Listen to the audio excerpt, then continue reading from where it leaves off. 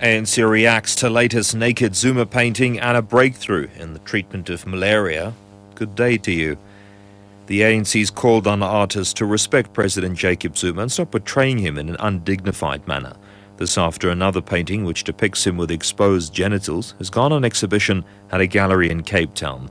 Earlier this year, the ANC forced the Goodman Gallery in Johannesburg to remove a Zuma painting by artist Brett Murray. ANC spokesperson Keith Khoza says they've heard about the latest painting by artist Ayanda Mabulu. Any portrayal of the president in an indecent manner deserves to be condemned because it violates his rights and his dignity. We believe that as a person, as a father, as a husband, he deserves to be respected and is entitled to his privacy. The manner in which some people have depicted him in the name of art leaves much to be desired.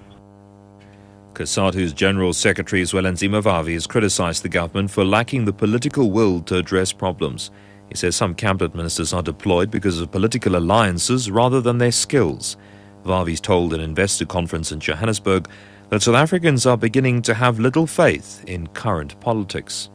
In the main, we have been lacking political will and a proper focus to address the challenges, particularly the crisis of an economy that continue to sideline and marginalize so many people. You have a problem of mediocrity setting in. The University of Cape Town's announced a breakthrough in the treatment of malaria. Head of the Drug Discovery Centre at the university, Professor Kelly Chibane, says it's the first compound research in Africa to enter preclinical trials. He says a molecule has been found to treat malaria at different stages of infection.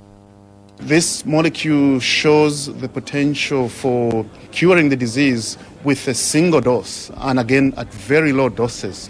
And in this model that we use to compare with the existing drugs, you need multiple doses of those clinically used drugs to effect a cure. And even when you get a cure in case of mefloquine, that's often at very high doses of the drug, which has implications also on the cost to the patient.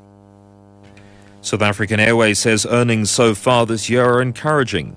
SAA CEO Sizim Zamela has told a parliamentary hearing that the airline has grown its share of the air travel business in Africa from 43 to 51%. She's told the Public Enterprises Portfolio Committee that the airline is considering new expansions and using low-cost carrier Mango to open up cheaper routes to destinations such as Mauritius and Zanzibar. She says that though SAA is not yet out of the woods financially, there are signs of a recovery. We are still hurting and the economy is still very tight. But what we are seeing, which maybe makes us excited, is that we are beginning to see a recovery. If we just look at our numbers for the new financial year that we're currently in, which is from April to date, we have already recorded an increase in revenue of 18% year on year for that same period. So we are beginning to see a return to normality. But that doesn't mean that things are not still difficult. The United Nations says far more Syrians than expected have fled the country to escape fighting, and this could signal a mass movement of refugees. The top story at 5 o'clock, the ANC's called on artists to respect President Zuma and stop portraying him in an undignified